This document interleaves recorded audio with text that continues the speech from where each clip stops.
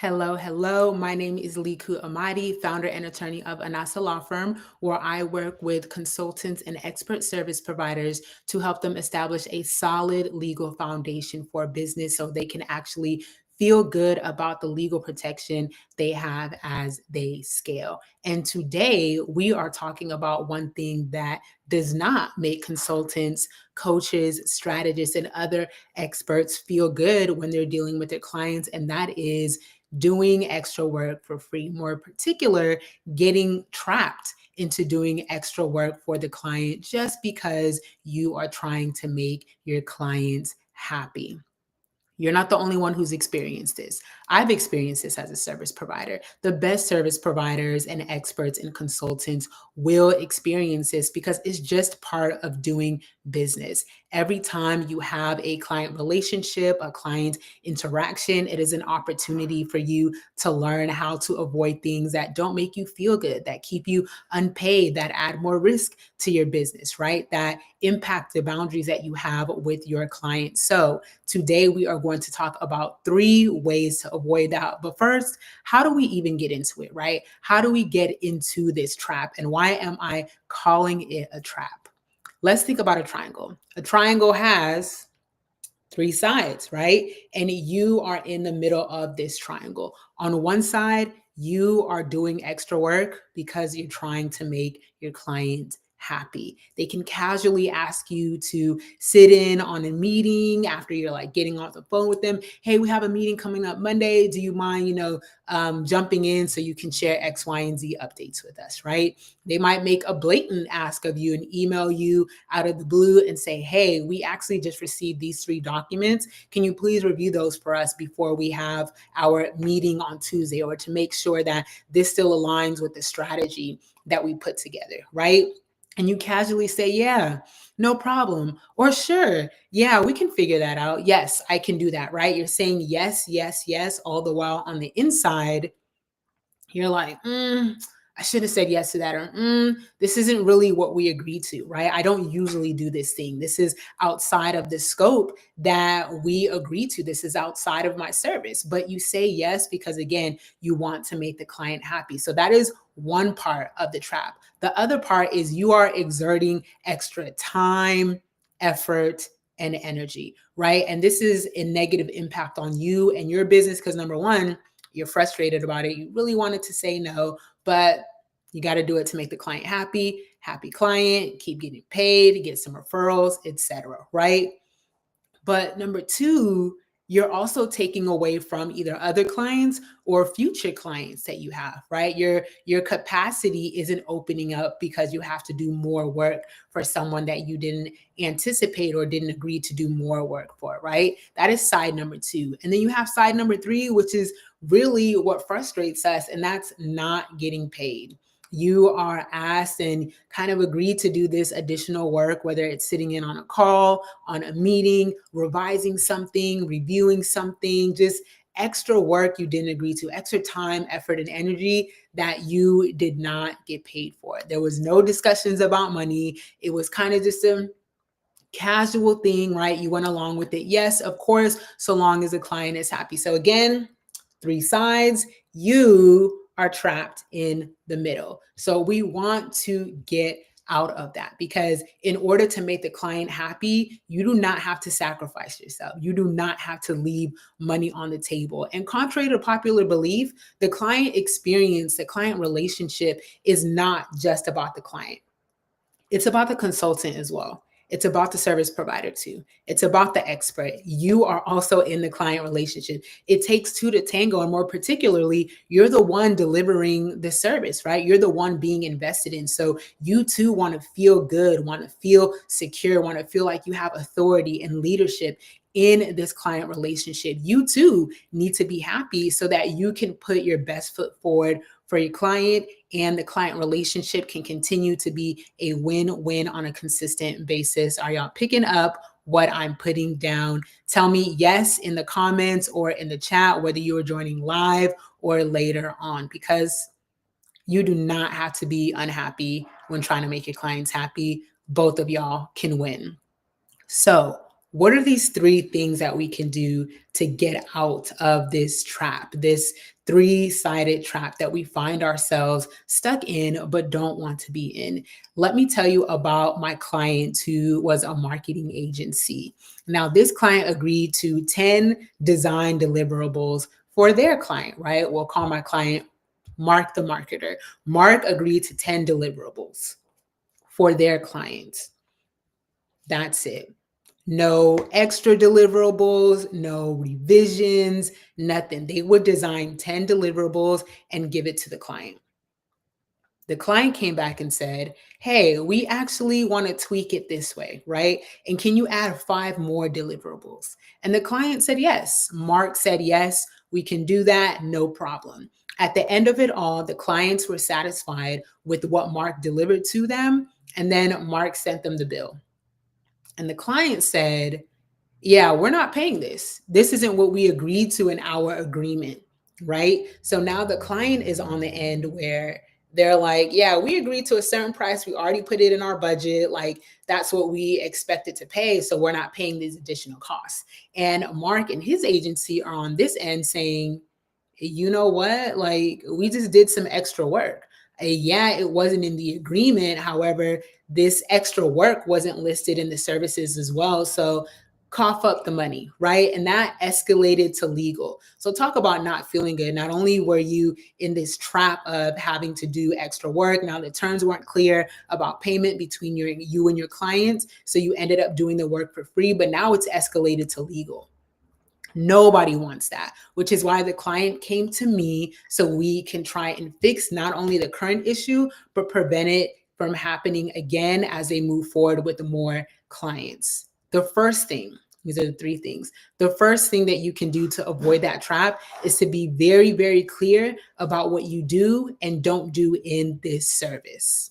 What you do and don't do. We're pretty good at saying what our packages and services entail, what the scope of work entails, but we can be even better about getting clearer and doubling down about on what things really mean. You have to keep in mind that you are the expert. You're the one who does this work on a regular basis. So if you say 10 deliverables, your client may not know exactly what that means to you. It sounds like we're on the same page, but in your head, you're like, no revisions, no redos, no this, and that. And the client is like, cool, we're going to have 10 deliverables at the end of like all the revisions that we're working on together, right? Like it might mean a different thing. So don't assume, which is why you need to be a lot clearer. And you also need to state what you don't do. So Mark, the marketer, definitely could have been a lot more clear. And moving forward, we made sure his contract stated and broke down what the 10 deliverables, the work that it entailed, the timeline to get to those 10 deliverables. And it included 1 or 2 revision rounds, right?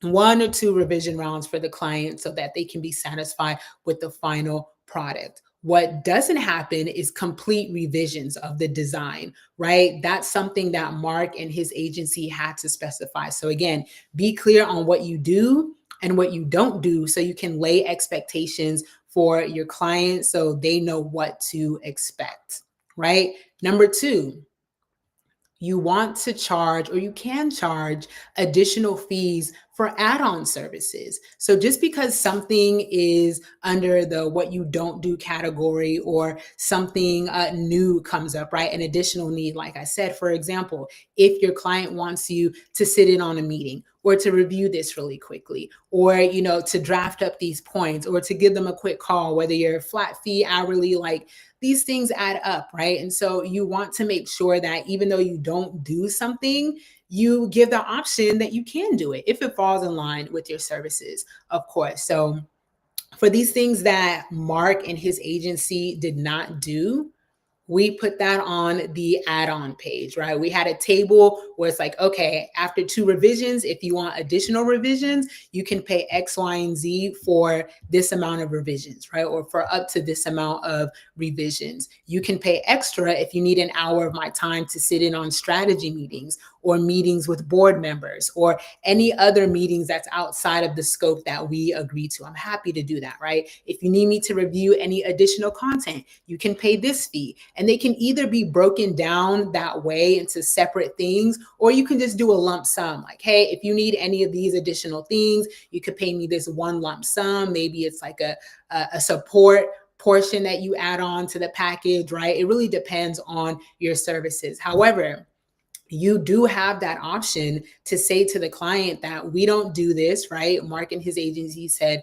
we don't do redesigns, but if you need a complete redesign, it happens under these circumstances and at this fee. That way, the client is very clear on, okay, we can have revisions. If we need extra revisions, we can budget for it. And if we need a complete redesign, we can budget for that too, right? We can anticipate, we can plan on our end if that's going to change the timeline and delivery, right? Like those are things that they want to know and that you want them to know in order to execute the service as smoothly as possible. So you avoid those types of mishaps, like getting escalated to legal or fighting over whether you should get paid or not when you've already done and delivered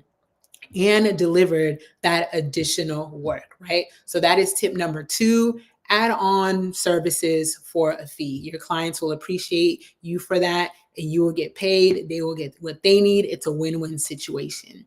Now, you might be thinking, well, what about for situations that are random, that you can't predict, that just come up? Because every client is different, right? Everyone's needs are different. Even though you deliver the same service, all the circumstances always vary. So there may be a situation where Mark and his agency encounter a client that were like, yeah, we really want to put together this campaign. We need 15 deliverables for it. They get into working on the campaign. And for whatever reason, that campaign is no longer needed. Maybe the client is cutting that project because of budget cuts or other internal decisions on their end. Bottom line is they don't really need that campaign anymore. They don't need these deliverables, but Mark and his agency are already halfway through the work.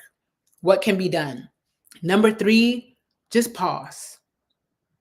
Just pause. Yes, you are an expert in what you do, but you're also the service provider. You are also an authority. You are also the leader in this client relationship. It's not you against the client. It is you working together to make sure that happens. You want to make sure your client contract sets you up for these random situations so you can say, okay, let me get back to you about what we can do.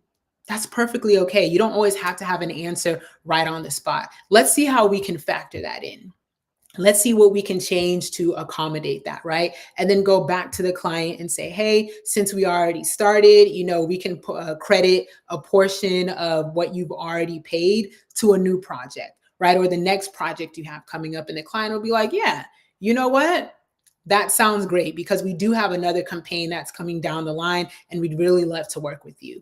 Problem solved, right? It may not be set in stone in your client contract, but you do want it to be flexible enough to give you that authority to actually lead your client to a solution. When they bring you with unexpected things, they're looking for direction, right? Even if they're just saying like, you know what, we don't want to pay for this anymore. This happened. It's not justified. Like they're still looking for direction. So lead them to a solution that benefits them, that helps them along, and also is not disruptive to you to make sure you and your business feel good about the services that you are providing. There is power in pausing. Just stop, tell them that you'll get back to them, come up with a creative solution or two, and then present the options showing them that you can still help them in this client relationship. And it doesn't have to end on a sour note or a note where you leave them hanging, right? Tip number 3. Now, this is not an exhaustive list of things that you can do to avoid being caught in that trap, right? It depends on your services. It depends on your clientele. It depends on your delivery procedure. It all really depends, but you want to take a good look at your client relationships. And even when you're watching this video, if you're thinking that, hey, you know what? When I was working with that one client, they were asking too much or they were doing too much in this aspect, and I wish we could have put our foot down, but we hadn't. How can you change that moving forward for your future clients? How can you change that for yourself to make sure you feel good with whatever changes or maneuvering is going on with your client, service delivery, etc., to the extent that it's within your control, and even for circumstances that you can't anticipate, right? Our client experiences are gold because there are so many gems that we can grab to improve our business for the better, not just for our clients, but for ourselves too. And if you need help walking through those client experiences, those system and procedures, those boundaries that you need to put up, those other things that you can do to get outside of the trap of doing extra work for no pay and increased risk while putting out all this time and energy just to make your client happy, then talk to me, right? Book a complimentary consultation if you are a consultant or expert service provider so we can talk about your client contract needs. You can visit anasalawfirm.com. That is ANASA lawfirm.com so we can work it out. And if you have questions, send me a DM or a message on LinkedIn, and I'm happy to talk to you about it. In the meantime, run this live back or run this video back whenever you're watching it. Make sure you get these tips, and whatever client you're thinking about, just think about what situation